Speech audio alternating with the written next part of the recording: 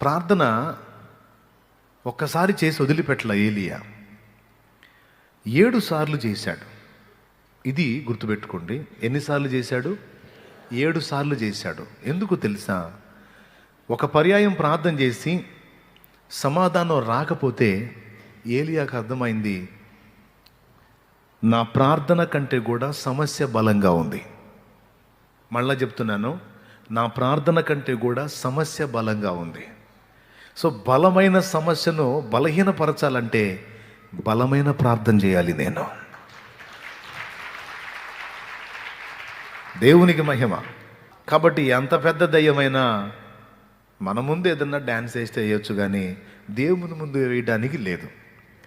అయితే ఇక్కడ ఒక చిన్న చిక్కు ఏంటంటే, మనకున్న చిన్న శక్తితో పెద్దదాన్ని ఢీ కొట్టడానికి ట్రై చేస్తాం. దేవుడు ఏమంటాడంటే, ఎక్కువ సమస్యను నీవు ఢీ కొట్టాలి అంటే ఎక్కువ ప్రార్థనా బలం కావాలి అన్నాడు. అర్థమైందా? కాలేదా?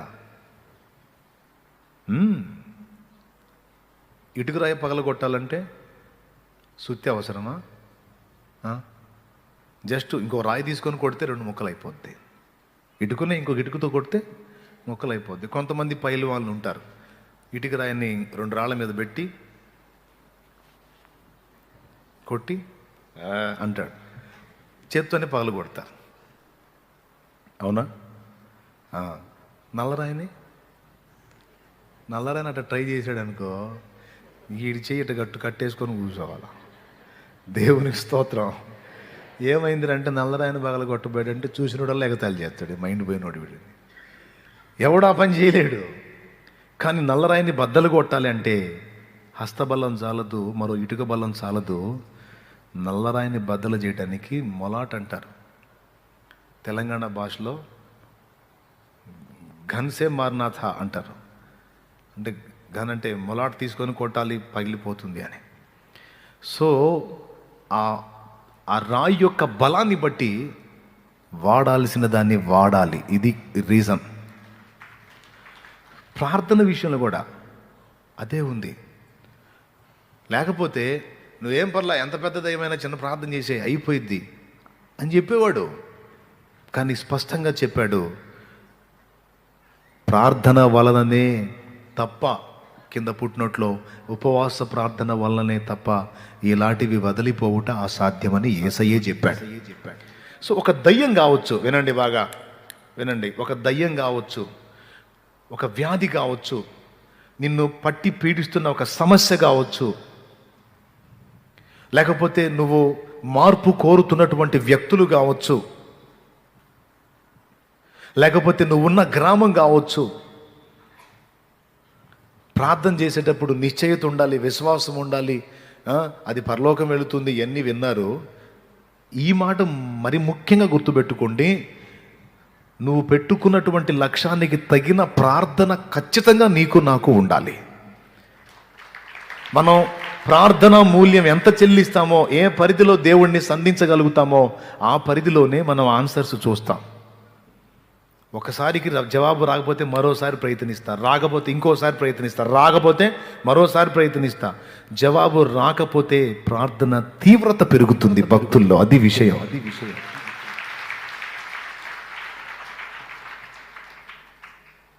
ఆన్సర్ వచ్చిందాకా పట్టు వదలకుండా దాని జవాబు కోసం. అంటే వాళ్ళకి అర్థమైపోయింది, ఒక పట్టాన ఆన్సర్ రావట్లేదంటే చాలా జటిలంగా ఉంది సమస్య. ఓకే, సమస్య బలంగా ఉంది నా ప్రార్థన కంటే. సో నేను ప్రార్థనా బలాన్ని పెంచాలి, సమస్యను బలహీనపరచాలి. ఇలాంటి ఫలితాలు అనేకుల జీవితాలలో మనం సాక్ష్యాలుగా వింటాం. ఘోరమైన జబ్బుల నుంచి విడుదల పొందిన సాక్ష్యాలు, క్యాన్సర్ వ్యాధుల నుండి, HIV పాజిటివ్ నెగిటివ్ రిపోర్ట్ వచ్చినటువంటి సాక్ష్యాలు, అలాగా ఘోరమైనటువంటి జబ్బులలో నుంచి విడుదల, కఠినమైన పరిస్థితుల్లో నుంచి విడుదల, ఊళ్ళే కదిలింపబడినటువంటి కార్యాలు, ప్రజల కళ్ళ ముందు స్పష్టమైనటువంటి కార్యాలు. శక్తివంతమైన ప్రార్థనా జీవితాన్ని కలిగిన భక్తులు చేయగలిగారు. కానీ వాడు సైతానుగాడు ప్రార్థనని చాలా తక్కువ చేసి చూపిస్తాడు నీకు. ప్రార్థన అంటే చిన్న చూపు ఉండేటట్టు చేస్తాడు. కానీ ఉన్న రహస్యం అంతా ప్రార్థనలోనే ఉంది.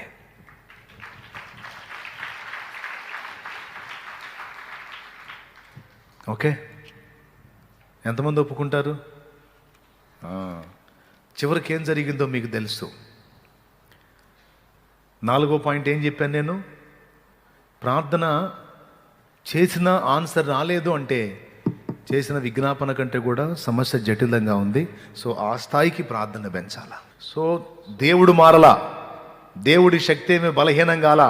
అప్పట్లో అంటే దేవుడు కుర్రోడు, ఇప్పుడు ముసలోడు అయిపోయాడు అనే మాట పొరపాటును కూడా మనం వాడకూడదు. ఆయన నిరంతరము స్తోత్రార్హుడు, సర్వశక్తుడే. నా ప్రియమైన దేవుని బిడ్డలారా, ప్రార్థన తీవ్రత పెరగాలి. నేను చెప్తున్నా, ఎంత ప్రార్థనాపరుడైతే అంతగా అతడు దేవుని నమ్మినవాడు. ఎంత ప్రార్థనలో తక్కువ ఉంటాడో అతడు అంత అవిశ్వాసి లేదా అంత అల్ప విశ్వాసి. నీ ప్రార్థన జీవితమే నువ్వు దేవుని పట్ల ఎంత విశ్వాసం కలిగి ఉన్నావో సాక్ష్యం. ఇంట్రెస్ట్ ఉంటే రాసుకో. నీ ప్రార్థన జీవితమే నువ్వు దేవుని పట్ల ఎంత విశ్వాసం కలిగి ఉన్నావో సాక్ష్యం ఇస్తుంది. నువ్వు కొంచెం ప్రార్థన కలిగి ఉంటే నువ్వు దేవుణ్ణి కొంచెమే నమ్ముతున్నావు. నువ్వు విస్తారంగా ప్రార్థన కలిగి ఉంటే విస్తారంగా దేవుని నమ్ముతున్నావు, విస్తారమైన కార్యాలు చూడబోతున్నావు. ప్రార్థన చేసేటప్పుడు గుర్తుపెట్టుకోవాల్సినటువంటి కొన్ని విషయాలు మీకు హెచ్చరిక చేస్తాను. కొన్నిసార్లు మనం ప్రార్థన చేసిన జవాబులు రావు. ఎందుకు రావు అంటే ప్రార్థన బలం చాలక రాకపోయి ఉండొచ్చు. అంతేకాకుండా నువ్వు బలమైన ప్రార్థన చేసిన ఆన్సర్ రాకపోవడానికి కారణం మరికొన్ని ఉంటాయి. ఒకటేంటంటే అంతరంగములో పాపాన్ని లక్ష్యము చేయటం. లోపల పాప సంబంధమైనటువంటి క్రియలు, ఆ తలంపులు, ఆ విధమైన వాంఛ, ఆ పాపంలో కొనసాగుట అనేవి కలిగి ఉండి ప్రార్థనలో దేవుని దగ్గర జవాబు పొందడానికి ట్రై చేయటం.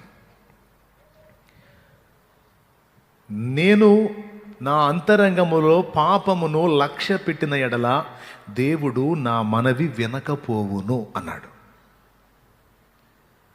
ఎవరన్నారు? వెంకట్రావు అన్నాడా? దావీదు అన్నాడు. దేవునికి స్తోత్రం.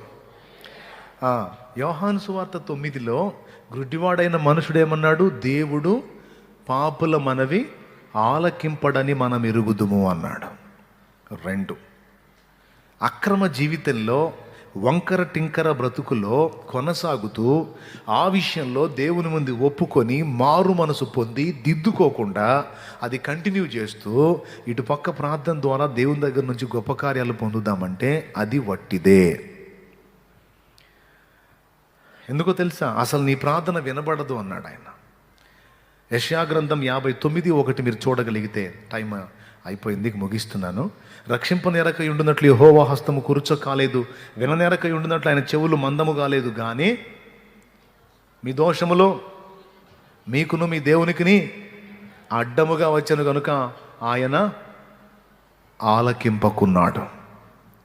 కాబట్టి మన వంకర త్రోవలను దిద్దుబాటు చేసుకోకుండా లోపాయికారితనపు జీవితం అలానే కలిగి ఉండి ఓ పక్కన మన తప్పుడు జీవితాన్ని సమర్థించుకుంటానే పాపాన్ని కంటిన్యూ చేస్తూనే ప్రార్థన చేస్తే ఆన్సర్ ఉండదు. 3 వచనాలు చెప్పాను. పాపుల మనవి దేవుడు రైట్. 2వది, నేను అంతరంగములో పాపమును లక్ష్య పెట్టిన ఎడల దేవుడు నా మనవి వినకపోవును. 3వది ఏంటి? ఆయన కాపాడలేకపోవడానికి ఆయన చేతులు ఏం కొరచ కాదు, కానీ నీ దోషాలు నీకు దేవునికి మధ్య అడ్డుగా వచ్చినాయి. నువ్వు మొర్ర పెడుతున్నావు, కప్పు తగిలి కిందకు వస్తుంది. కప్పు ఏంటో తెలుసా? నీ పాపమే. అందుకే ప్రార్థన చేసి దేవుని దగ్గర గొప్ప జవాబులు పొందగోరే వాళ్ళు తమ క్యారెక్టర్ ఎలా ఉందో దేవుని ముందు ఒక్కసారి చూసుకోవాలి. దేవుని ముందు తమను తాము విమర్శించుకోవాలి. లోపంగా ఉన్న వాటిని దిద్దుకోవాలి, ఒప్పుకోవాలి దేవుని ముందు. అయ్యా, వంకర టెంకర బతుకు కలిగి ఉన్నా, వంకర టెంకర బుద్ధి కలిగి ఉన్నా, ఇది మొదలుకొని ఆ చెడు జీవితాన్ని వదిలేస్తున్నా వదిలేస్తున్నా, నీ చిత్త ప్రకారం బ్రతకాలనుకుంటున్నా, నా యందు కనికరపడు, నా పాపములు క్షమించు, ఇదిగో నేను మారు మనసు పొందా, దాన్ని విసర్జించా, నా యందు కనికరపడి నాకు విడుదల దయచేయమని నువ్వు దేవుడిని అడగొచ్చు. తప్పకుండా దేవుడు నిన్ను విడిపిస్తాడు. తప్పిపోయిన కుమారుడు పందుల దొడ్లోనే ఉండి లెటర్లు రాశాడా, లేకపోతే దొడ్డి విడిచి వచ్చాడా? పెద్దగా చెప్పాలి. అక్కడే ఉండి మెసేజ్లు పెట్టలేదుగా డాడీకి. డాడీ, ఇక్కడ దుర్వాసనగా ఉంది డాడీ, ఇక్కడ ఫుడ్ దొరకట్లేదు డాడీ, చాలా ప్రాబ్లం అవుతుంది డాడీ, ఫుడ్ పంపించు డాడీ, మనీ పంపించు డాడీ అని ఏమన్నా పెట్టాడా? ఏం చేశాడు? ఒకవేళ వాడు అక్కడే ఉండి మెసేజ్లు పెడితే పొరపాటును కూడా ఏం చూసేవాడు కాదు. వాడు అక్కడే ఉండి లెటర్లు పంపిస్తే పొరపాటును కూడా అయినా పట్టించుకునేవాడు కాదు. ఎందుకో తెలుసా? అతడే విసర్జించి రావాలి. వాడు అక్కడే ఉండి ఈ పందుల తోటి బాగానే ఉంది కానీ నాకు కొన్ని అప్పుడప్పుడు కొన్ని ఇబ్బందులు అవుతున్నాయి అని అడిగితే, ఒరే నిన్ను ఎక్కడ చూడాలనుకున్నా నువ్వు ఎక్కడ కూర్చున్నావు దరిద్రుడా, ముందు వదిలిపెట్టి రారా అంటే, లేదు డాడీ ఇది చాలా బాగుంది, ఈ కంపే అసలు భలే ఇంపుగా ఉంది అంటే తండ్రి ఒప్పుకుంటాడా? నోరు మూసి ముందు ఆ కంపుని వదిలిపెట్టి రా అంటాడు, అంతే తప్ప హెల్ప్ జరగదు. దేవునికి స్తోత్రం కలుగును గాక. గట్టిగా చెప్పండి. తండ్రి వాణిని ఎదుర్కొని హత్తుకొని మెడ మీద పడి ముద్దు పెట్టి చేర్చుకొని వాని అసహ్య స్థితి మొత్తాన్ని మార్చి పడేయాలంటే కొడుకు ఏం చేయాలి? ఆ చెడిపోయిన జీవిత విధానాన్ని విసర్జించి నూతనపరచబడిన వ్యక్తి అయి దేవుని ముందు నిలవాలి అంతరంగంలో. ఇక పై గెటప్పును ఆయన క్లీన్ చేసుకుంటాడు. ఆవిడ ఆంతర్యంలో ఏం నిర్ణయించుకున్నాడు చిన్న కుమారుడు? నేను నా తండ్రి దగ్గరికి పోతాను, ఈ స్నేహితులు వద్దు, ఈ చెడిపోయిన జీవితం వద్దు, ఈ పందులొద్దు, పందులు దొడ్డి వద్దు, ఏమొద్దు నాకు మా నాయన చాలు. కొడుగ్గా చేర్చుకుపోయిన దాసుడుగానైనా ఆయన ఇంట బతికితే పట్టెడు అన్నం పెట్టినందు బతికిస్తాడు అని తాను ఉన్నది ఉన్నట్టు ఉన్న పాటును అలాగే బయటలేరు వచ్చేసాడు. ఇంట్లో నుంచి వచ్చేటప్పుడు రాజకుమారుడిలాగా వచ్చాను, ఇప్పుడు అడుక్కునేవాడు అవతారం కన్నా దరిద్రంగా తయారైంది, కొద్దిగా పై సోకులన్నా చేసుకుందాం అని తన గెటప్ని కప్పుకొని షో చేసి రాలా. దేవునికి స్తోత్రం. కొంతమంది కప్పి పెట్టుకొని వస్తారు, ముసుకేసుకొని వస్తారు, ఎక్కడెక్కడే. ఈ ముసుగులు మనుషులు గుర్తుపట్టకపోవచ్చు, దేవుడికి అన్నీ తెలుసు. దేవునికి స్తోత్రం కలుగును గాక. తప్పిపోయిన కుమారుడు ఉన్నది ఉన్నట్టు వచ్చాడు. తను ఏ స్థితిలో ఉన్నాడో వచ్చి తండ్రి ముందు అలా ప్రజెంట్ చేసుకున్నాడు, కనపరుచుకున్నాడు. దరిద్రుడా, సిగ్గులేనోడా, డబ్బు ఏం చేసావురా, ఎలా పోయావు, ఎలాగొచ్చావు, నువ్వు నీ అవతారం, చేత్తు ఏ ముఖం పెట్టుకుని వచ్చావు పో అన్నాడా? అల్లంత దూరంలో ఉండగానే వాడి నడక చూసి గుర్తుపట్టి అలా అమాంతం పరిగెత్తుకుంటా వెళ్ళి అతన్ని హత్తుకొని, పందుల దొడ్లోంచి వచ్చినోడి దగ్గర ఏ వాసన ఉంటుందండి? సుగంధం ఉంటుందా? దుర్గంధం. అయినా సరే ప్రేమకు అవేవి పట్టం. అర్థమైందా? ప్రేమ గుడ్డిది అంటారు, గుడ్డిదే కాదు చెవిటిదే కాదు, వాసన కూడా తెలియదు. దేవునికి స్తోత్రం. హల్లెలూయా. తెలుసా మీకు? ఇక్కడే తెలిసింది మనకి అతని గెటప్ ఎలా ఉంది, పొజిషన్ ఎలా ఉంది, ఎలా ఉన్నాడు. నా బిడ్డ తిరిగి వచ్చాడు చాలు నాకంతే. వాడు ఉన్నది ఉన్నట్టు వచ్చాడు, షో చేయలే. తాను ఎలాగున్నాడు అలాగే వచ్చాడు. ఏ గతి పట్టాడో ఆ గతిని ఉన్నది ఉన్నట్టు చూపించాడు. చాలు, నేను ఇప్పుడు మారుస్తా. వీడంటాడు, నేను నీకు పనికిరాను, కొడుగ్గా పనికిరాను, నాకు హక్కు లేదు, నా ఆస్తి తీసుకుని వెళ్ళిపోయాను గనుక, నా భాగాన్ని పోగొట్టుకున్నాను గనుక నీ దాసునిగా ఉంటాను అంటే, జీతం ఎంత అన్నాడా? నోరు మీరా, దాసుడేంట్రా వెర్రి ముఖమా, నువ్వు ఎప్పటికీ నా బిడ్డవే అని వరుసగా మారిపోయింది. ఆన్ ది స్పాట్ చీలికలు పేలికలైన వస్త్రాలు తీసి కొత్త బట్టలు కట్టబెట్టండి అంటే, ఈ చీలికలు పేలికలైన పాత వస్త్రాలు తొలగించి, ఆ మలిన మురికి వస్త్రాలు తొలగించి నూతన వస్త్రాలు తొడిగాడు. చెప్పులు వేసుకొని దొరబాబులాగా పోయినోడు చెప్పులు లేకుండా వచ్చాడు. వీనికి పాదరక్షలు తొడగండి అన్నాడు. పాత చెప్పులు పోయినాయి, పాత నడతలు పోయినాయి, ఇదిగో క్రొత్త నడతలు అనే చెప్పులు తొడిగించబడ్డాయి. తలకు తైలము లేదు, అభిషేకం పోగొట్టుకున్నాడు, వచ్చి నిలబడ్డాడు. ఏడుపు ముఖం వేసుకొని తైలం పెట్టండి రా అన్నాడు. క్రొత్త తైలముతో నింపబడ్డాడు. దేవునికి స్తోత్రం కలుగును గాక. ఇచ్చిన అధికారం పోగొట్టుకున్నాడు. ఇప్పుడు ఉంగరం తెచ్చి నూతనంగా మళ్ళీ అధికారం ఇచ్చాడు. ఒక్క మాటలో చెప్పాలంటే తను ఉన్నది ఉన్నట్టు వచ్చాడు. వచ్చిన ఒక అరగంటలోనే టోటల్ చేంజ్, కొత్త జీవితం మళ్ళీ ప్రారంభమైపోయింది. దేవుని దగ్గరకు వచ్చినప్పుడు, దేవుని దగ్గర నుండి సమాధానం పొందగోరు వచ్చినప్పుడు ఉన్న అవతారం ఏదో వచ్చి ఆయన ముందు చూపించాలా. అర్థమైందా? ఉన్న అవతారం ఏదో ఆయన ముందు వచ్చి చూపించాలా. ఎందుకు ఈ గతి పట్టిందో చెప్పాలా. ప్రవ్వా తప్పలేదు తండ్రి, అలా చేయాల్సి వచ్చింది ప్రవ్వా అని దేవునికి నువ్వు కవరింగులు చెప్పొద్దు.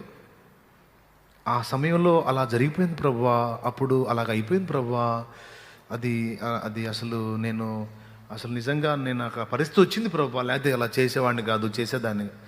ఇవన్నీ నా లెక్కలో సోది మాటలు చెప్పకూడదు. దేవుని ముందు ఏం చెప్పాలా?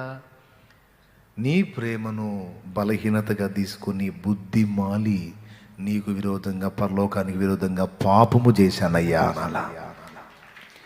యథార్థంగా ఒప్పుకోవాలా ఉన్నది ఉన్నట్టు. అంతేకాని దేవుని ముందు మనుషులకు చెప్పినట్టు అప్పుడు అలాగా అయిపోయింది, అది తప్పలేదు అని ఏదో ఓదార్పులు వాళ్ళు చూసి, అవునా అట్లా జరిగిందా, అదేలే నీ పరిస్థితుల్లో నేనున్నా అంతే ఇద్దిలే, చేసే దేవుందిలే, మరి అంత సమస్య వచ్చినప్పుడు ఎవరైనా ఏం చేస్తారు అని దేవుడు అంటాడు అనుకుంటున్నావా? అనడం. నోరు మూసి సరిగా చెప్పంటాడు. సరిగా అంటే ప్రవ్వా అట్లాగ అయిపోయింది ప్రవ్వా, సరిగా చెప్పంటాడు. అంటే ప్రవ్వా నీకు అర్థం కాలేదా ప్రవ్వా? అదే మనుషులైతే అవునా అట్లా జరిగిందా, నిజంగా నీ నీ నీ సన్నివేశంలో నేనున్నా అంతే అయిద్దిలే అంటారు. నువ్వేందయ్యా సరిగా చెప్పంటావు? అదే మరి అది లేదు ఇది లేదు, పాపినయ్యా. దేవుని ముందుకు వచ్చి ప్రవ్వా అప్పుడు అలా జరిగిపోయింది ప్రవ్వా, ఆ సన్నివేశంలో అలా జరిగిపోయింది ప్రవ్వా, ఇవన్నీ కాదు, నేను బుద్ధిహీనురాలనయ్యా, బుద్ధిహీనున్నయ్యా, ఏదేదో కవరింగులు చెప్పనయ్యా, తెలిసే బుద్ధిహీనమైన క్రియ చేశా, తెలిసే నోరు జారా.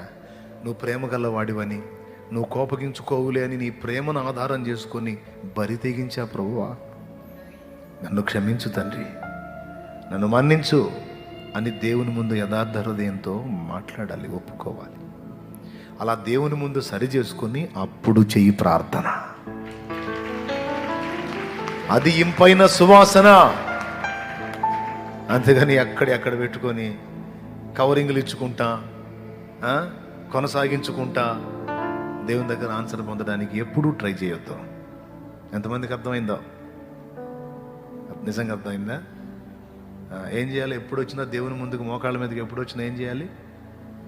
ముందు మన బతుకు చూసుకోవాలి, సరి చేసుకోవాలి, అడగాలి. తప్పనిసరిగా ఆన్సర్ ఇస్తాడు. ఒకవేళ సమాధానం ఆలస్యమైతే పట్టొదలకూడదు, చేస్తానే ఉండాలి. దాని విషయంలో ఒక స్పష్టమైన సమాధానం, అవునో కాదో టైం ఉందని ఏదో ఒక ఆన్సర్ దేవుడు ఇస్తాడు, ఇచ్చిందాకా వదలకూడదు. నేను చెప్తున్నా, నీ ప్రార్థనా జీవితమే నువ్వు దేవుణ్ణి ఎంత నమ్మావో చెబుతుంది. ఒక్కటే మాట మళ్ళీ చెప్పనా? నీ ప్రార్థనా జీవితమే నువ్వు అసలు ఆయన ఎంత నమ్మావో చెబుతుంది. నీ ప్రార్థన లేమే నువ్వు ఎంత ఆయన్ని నమ్మకుండా అవిశ్వాసిగా ఉన్నావో చెబుతుంది. నువ్వు నిజంగా దేవుణ్ణి నమ్మితే నీ పరిస్థితులు మార్చలేకపోవడానికి ఆయన ఏం చేతగానోడు కాదు, అసమర్థుడు కాదు. ఎలీషా దగ్గరికి ఒక ఆమె వచ్చింది, మా ఆయన లేడండి, అప్పులు అయిపోయినాయి, చాలా ప్రాబ్లం అయిపోయింది, ఏం చేయాలి గారు అని బాధపడింది. పోయి ఏం తెచ్చుకోమన్నాడు? కొండలు, ఖాళీ కొండలు తెచ్చి ఇంట్లో పెట్టేయమన్నాడు. ఇంట్లో పెట్టి తలుపు వేసి ఆ ఉన్న నూనె ఏం చేశాడండి? ఏదో చేసినట్టున్నాడు ఎలీషా. ఏం చేశాడు? ఏమో ఎవరికి తెలుసు, కార్తీక దీపం అయితే తెలుసు కానీ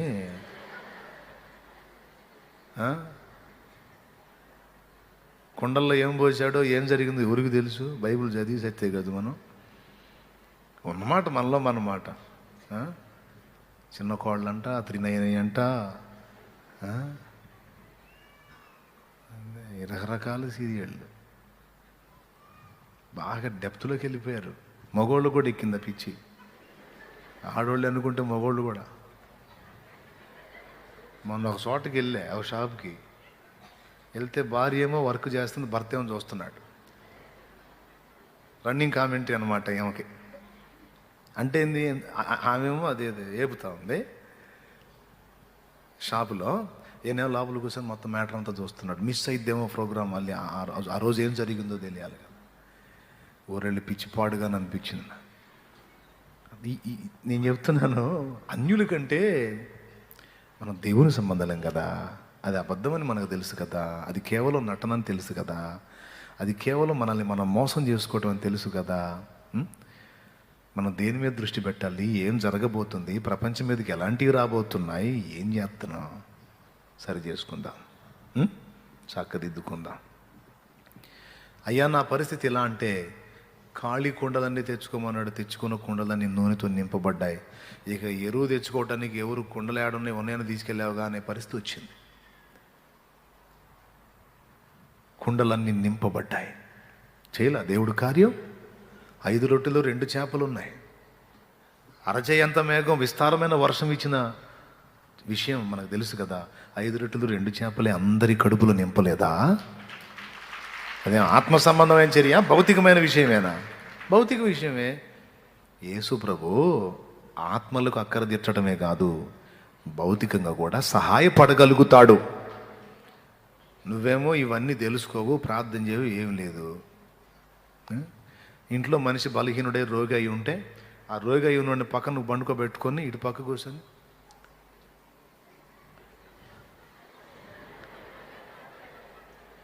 వీడు మూలిగాడు అనుకో, ఏంది